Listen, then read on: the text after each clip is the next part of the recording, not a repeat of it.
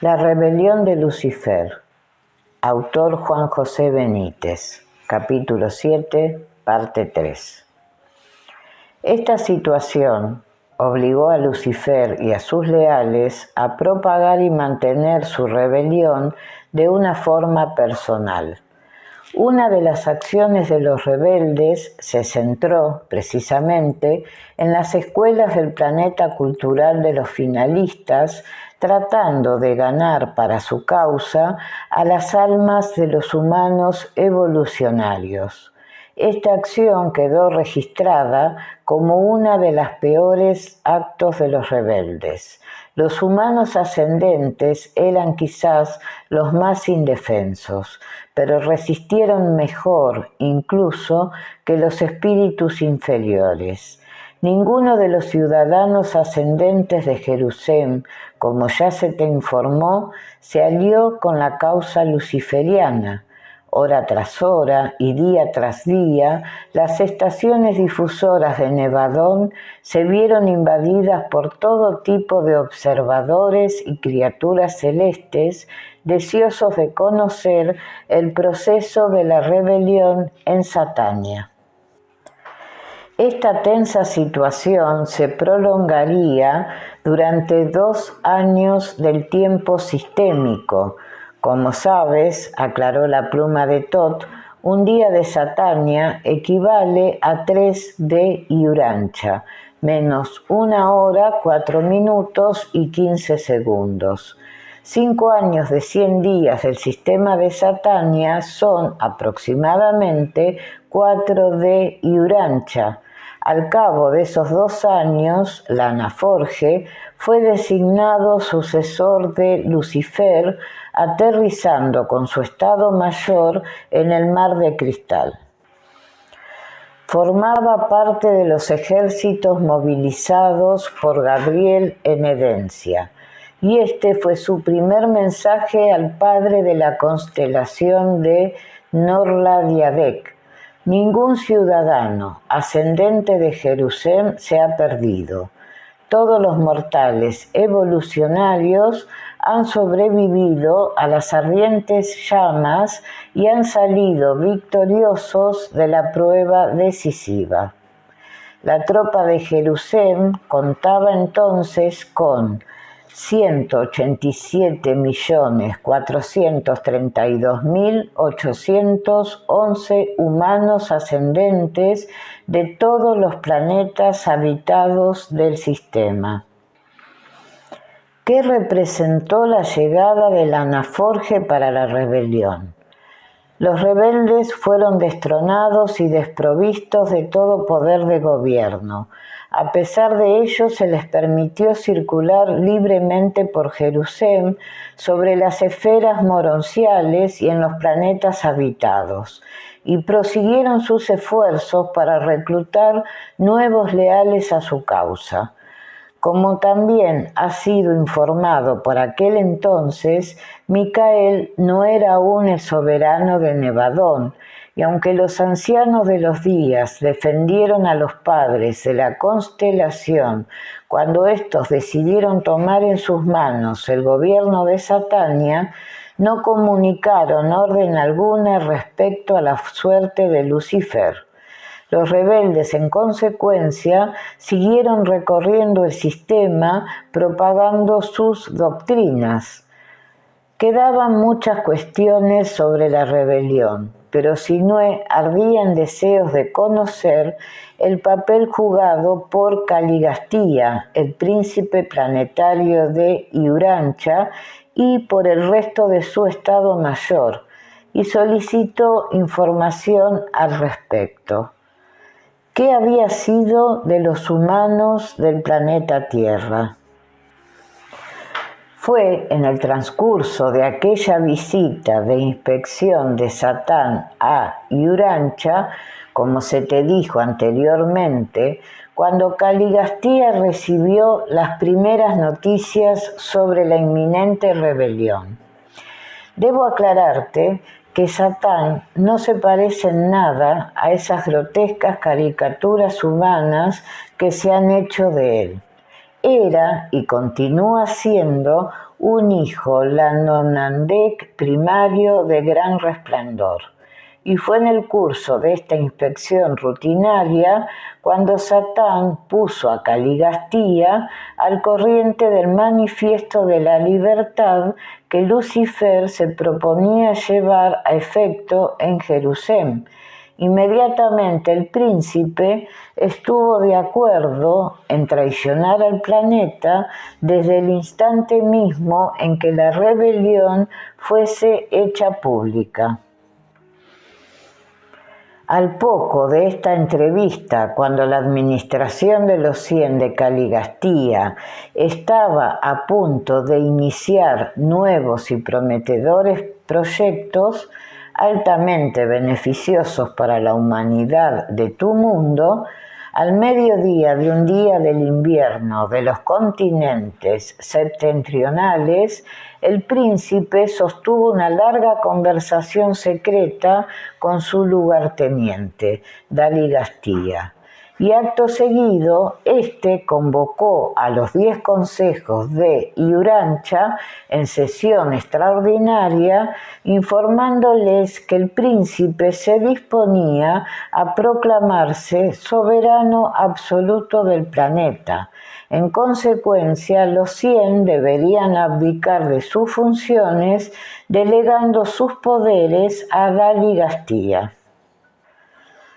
Esta inesperada declaración fue seguida de una fulminante reacción por parte de Ban, uno de los miembros de los 100 y presidente del Consejo de Coordinación de las Tribus, que acusó a Caligastía y Lucifer de ultrajar la soberanía del universo local de Nevadón. E inmediatamente puso en marcha una comunicación a los muy altos de Edencia con el fin de que fuera confirmado en su postura. Para entonces, las noticias de la proclamación del Manifiesto de la Libertad en Jerusalén habían llegado a las supremas autoridades celestes y el sistema de Satania aislado. A partir de esos momentos, tu mundo, como los demás, quedó incomunicado, y todos los grupos celestes que se hallaban presentes en Iurancha, fijos o de paso, se encontraron aislados sin previo aviso. Durante 7 años terrestres, la situación en tu mundo no varió, ni se produjo intento exterior alguno para modificarla. Sinue lo recordó de pronto. En el sur de la actual Armenia, efectivamente, existe un lago que lleva el nombre de Van. ¿Sería en recuerdo de aquel remoto miembro de los 100 de Caligastía que se opuso a la rebelión de Lucifer, pero no se atrevió a alterar el curso de la narración con una cuestión tan aparentemente banal? En Iurancha, 40 miembros del Estado Mayor Corporal del Príncipe, con Van al frente, declinaron unirse a la rebelión. Y numerosos asistentes humanos modificados les siguieron. Sin embargo, cerca de la mitad de los serafines administrativos optó por el bando de Caligastía, así como 40.000 medianes. Otros 9.800 permanecieron fieles a Micael, y el príncipe rebelde dispuso a esos 40.000 medianes para ejecutar sus órdenes por todo el planeta. Al mismo tiempo, Van lo disponía todo para intentar salvar el Estado Mayor y a las personalidades celestes bloqueadas en Iurancha, Algunos serafines y querubines leales a Van, ayudados por 3 medianes igualmente fieles, garantizaron la vigilancia e integridad del árbol de la vida, permitiendo el acceso a sus frutos y hojas únicamente a los 40 del Estado Mayor y a sus aliados humanos modificados. Antes de que la voz de los archivos de Iurancha se manifestara sobre ello, los iuranchianos presentes en la sala de Tot comprendieron por qué Belcebú se había apoderado del frasco con los higos. Si no estaban equivocados, a partir de la rebelión, muchos de estos seres rematerializados en el planeta perdieron su inmortalidad al no poder superar las leyes biológicas de Iurancha con los frutos del citado árbol de Edencia.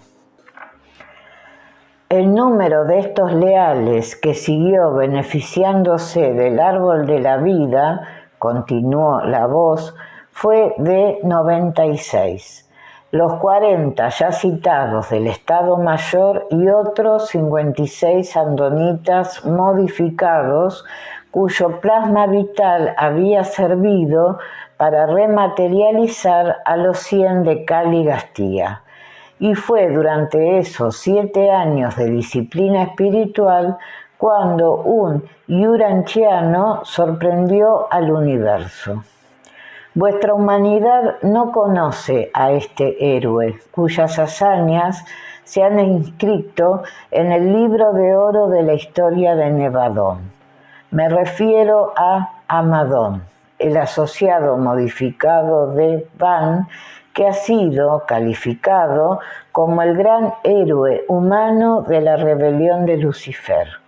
Este descendiente varón de Andon y Fonta fue uno de los 100 iuranchianos que cedió su plasma vital a los miembros corporales del Estado Mayor del Príncipe.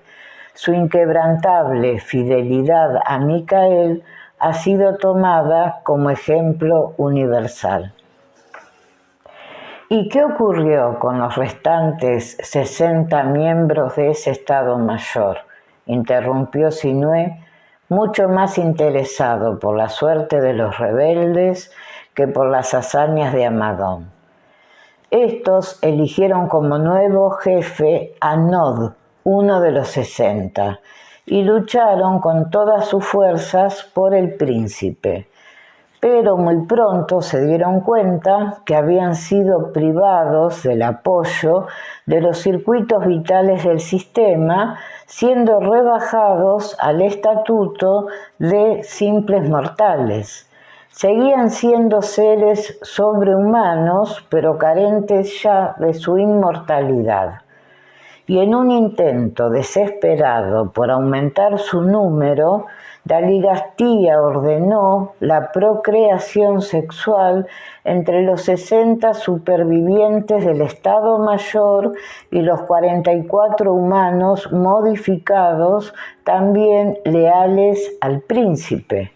A pesar de ello, Daligastía sabía que aquellos 104 superhombres morirían tarde o temprano.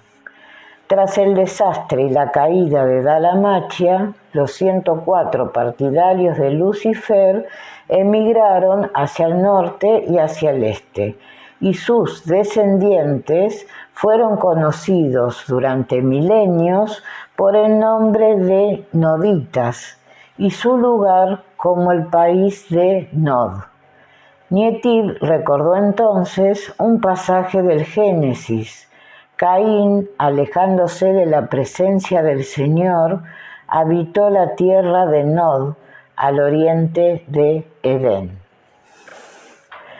Su compañero, fascinado por dicha revelación, preguntó qué relación guardaban aquellos sucesos con aquel otro pasaje de la Biblia en el que se dice: Cuando comenzaron a multiplicarse los hombres sobre la tierra y tuvieron hijas, viendo los hijos de Dios que las hijas de los hombres eran hermosas, tomaron de entre ellas por mujeres las que bien quisieron. Y dijo Yahvé: no permanecerá por siempre mi espíritu en el hombre, porque no es más que carne. 120 años serán sus días. Había entonces gigantes en la tierra, y también después, cuando los hijos de Dios se unieron con las hijas de los hombres y les engendraron hijos, estos son los héroes famosos muy de antiguo. Como ya fuisteis informado, anunció la voz, muchos de los antiguos pasajes de la Biblia han sufrido deformaciones e interpolaciones. Cuando los 104 leales a Caligastía se unieron sexualmente entre sí y de inmediato con otros humanos, sus hijos se revelaron como criaturas muy superiores al resto de los uranchianos, tanto en su aspecto físico como mental. Y estos hechos, con el paso del tiempo, terminaron por incorporarse a todas las leyendas. Este fue, en verdad, el origen del deficiente pasaje que cita el Génesis y que tú has rememorado. Sin ser exactamente hijos de los dioses, los miembros corpóreos del estado mayor del príncipe sí fueron tomados por seres bajados de los cielos. Este suceso pasó poco a poco a la mitología, oscureciéndose aún más a raíz de los graves acontecimientos que tuvieron lugar muchos miles de años después con la llegada a Urantia de Adán y Eva.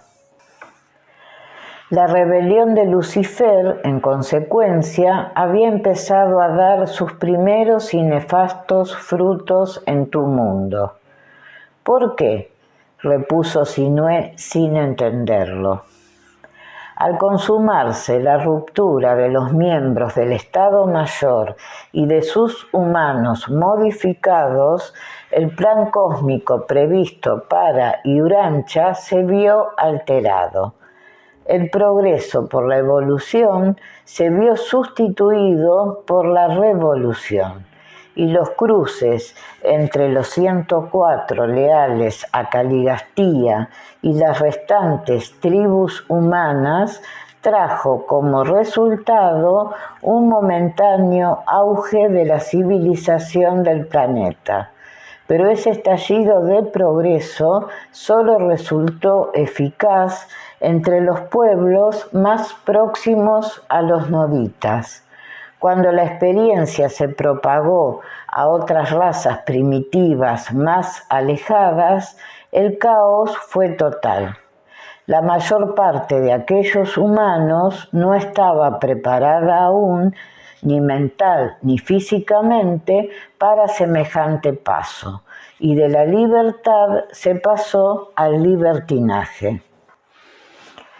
No pasó mucho tiempo desde que los 104 decidieran cruzarse entre sí y con las hijas e hijos de los hombres, cuando se vieron comprometidos en una desesperada defensa de la ciudad de Dalamachia, atacada por las hordas semisalvajes de los pueblos, entre los que se había intentado inculcar prematuramente aquellos principios de libertad.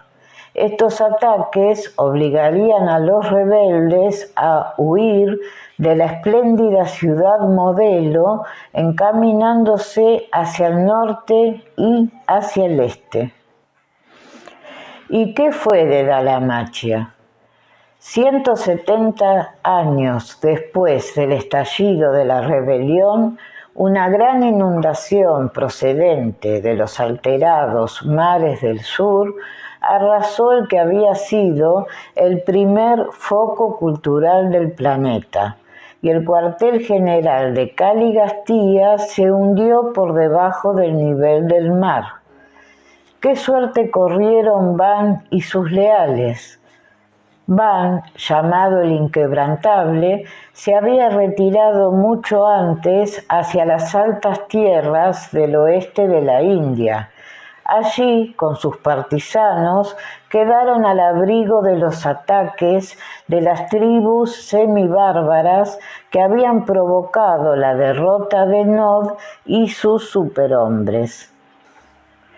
Poco a poco, 39 de los 40 miembros del Estado Mayor fueron regresando a Jerusalén, y Amadón y sus descendientes, los amadonitas, así como Van, siguieron en Urancha y fueron sustentados durante más de 150.000 años por el árbol de la vida y por el ministerio de los Melquisedec, que tomaron a su cargo el gobierno del planeta.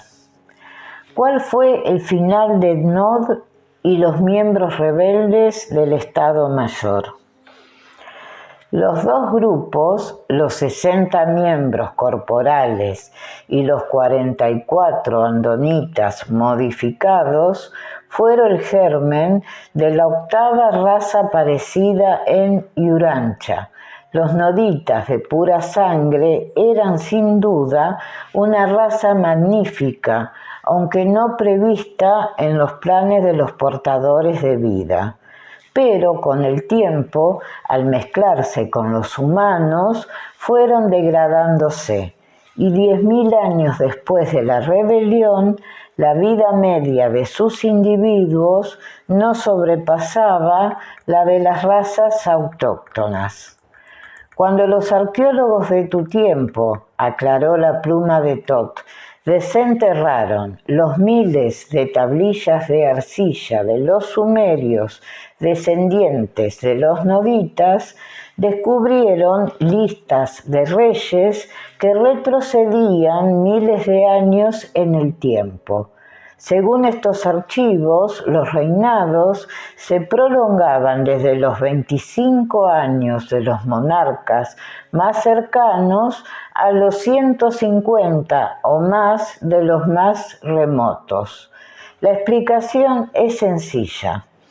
Algunos de los primeros jefes noditas, descendientes de los miembros del Estado Mayor de Caligastía, vivían mucho más que el resto de los humanos y que sus propios sucesores.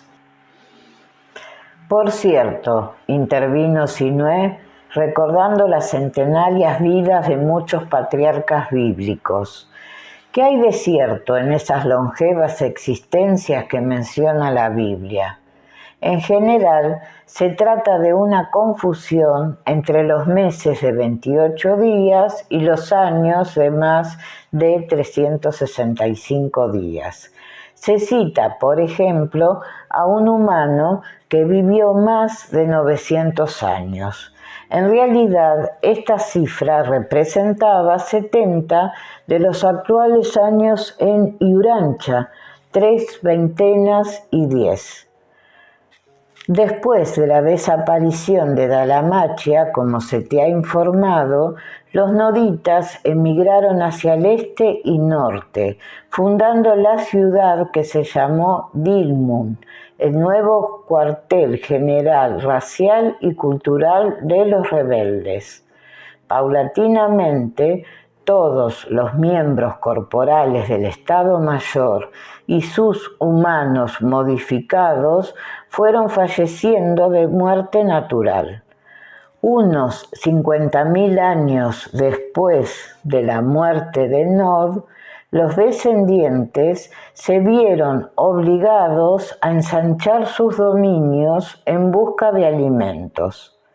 Y conscientes de que deberían mezclarse con otras razas limítrofes, fundamentalmente Sanjik y andónicas, los jefes noditas convocaron un gran consejo de todas las tribus para preservar la unidad racial. Después de muchas deliberaciones, adoptaron el llamado Plan de Bavlot, un descendiente de Nod. Bavlot propuso la construcción de un templo que perpetuase y glorificase el sagrado origen de aquella estirpe. Esa magnífica y soberbia construcción debería levantarse en el territorio de Nod.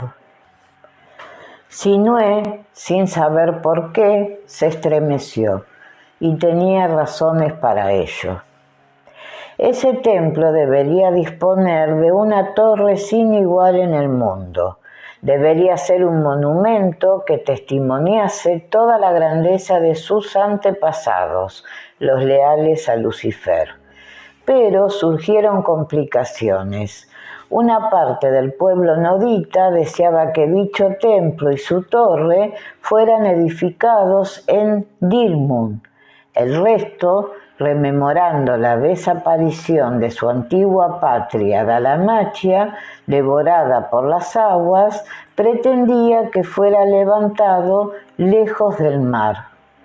Bavlot preveía que aquellos nuevos edificios llegarían a ser el nudo y el fundamento de un futuro centro de cultura y civilización nodita. Su criterio prevaleció y se empezó la construcción. La nueva ciudad se llamaría Bavlot en memoria de su arquitecto, pero más tarde recibió el nombre de Bavlot. Por último, fue conocida por el de Babel. Babel, exclamó Sinué, comprendiendo la razón de su estremecimiento. Entonces, la confusión de las lenguas, no hubo tal.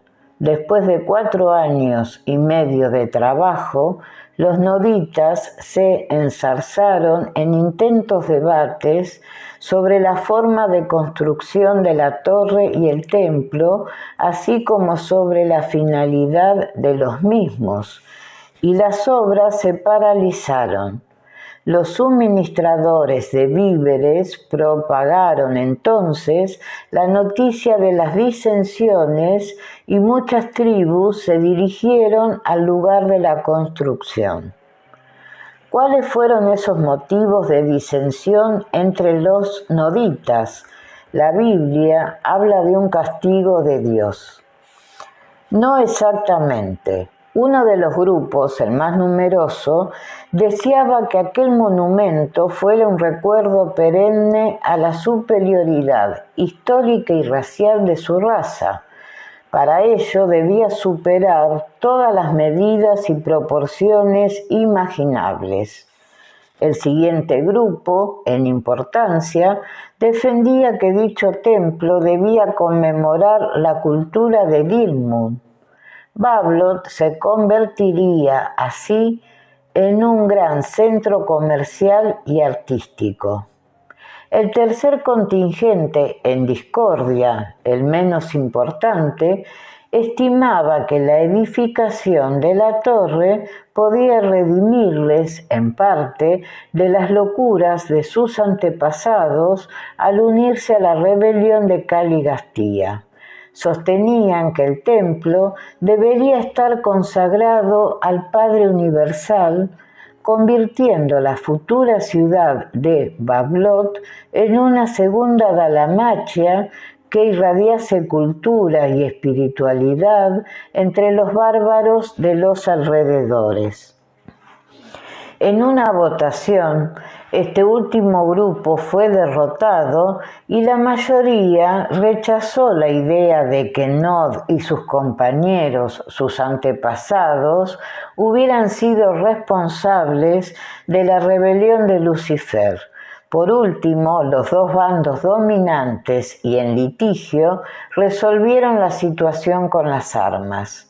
El resultado final fue el exterminio casi total de los noditas. Mucho tiempo después, hacia ahora unos 12.000 años, se produjo una segunda tentativa para edificar la Torre de Babel sobre las ruinas de la primitiva construcción. pero el proyecto volvió a fracasar, falto del apoyo suficiente. Durante mucho tiempo, aquella región fue conocida por el nombre del país de Babel. Aquel primer fracaso provocó la inmediata dispersión de esta octava raza, y la cultura nodita se eclipsó durante 120.000 años hasta que fue parcialmente recuperada por Adán y Eva. De nuevo Adán y Eva. Nietib y Sinué no podían comprender cuándo, cómo y por qué se produjo la aparición de los que la Biblia llamaron primeros padres, o es que las Sagradas Escrituras estaban igualmente equivocadas en este asunto.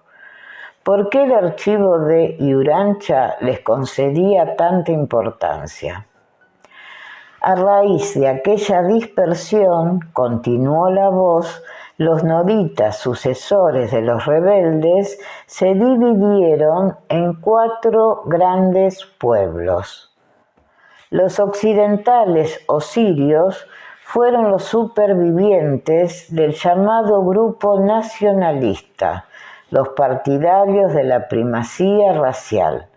Tomaron el camino del norte, uniéndose con los andónicos y fundando las ciudades del noroeste de Mesopotamia. Contribuyeron decisivamente a la aparición de la raza asiria. Los orientales o elamitas fueron los partidarios de la cultura y del comercio. Emigraron hacia el este, al Elam, fundiéndose con las tribus Sarihik. Su región daría nombre al país de Nod. Los centrales o pre-sumerios fue un pequeño contingente que se instaló en las desembocaduras de los ríos Tigris y Éufrates, conservando su pureza e integridad racial. Logró sobrevivir durante milenios. Al fusionarse con los descendientes de Adán y Eva, dieron lugar a los sumerios. Esto podría explicar a vuestros arqueólogos del siglo XX de Urantia por qué dicho pueblo sumerio apareció tan súbitamente en Mesopotamia. En realidad, los investigadores de Tu Mundo Sinué ignoran que los sumerios tienen su origen 200.000 años atrás con los rebeldes del Estado Mayor de Caligastía.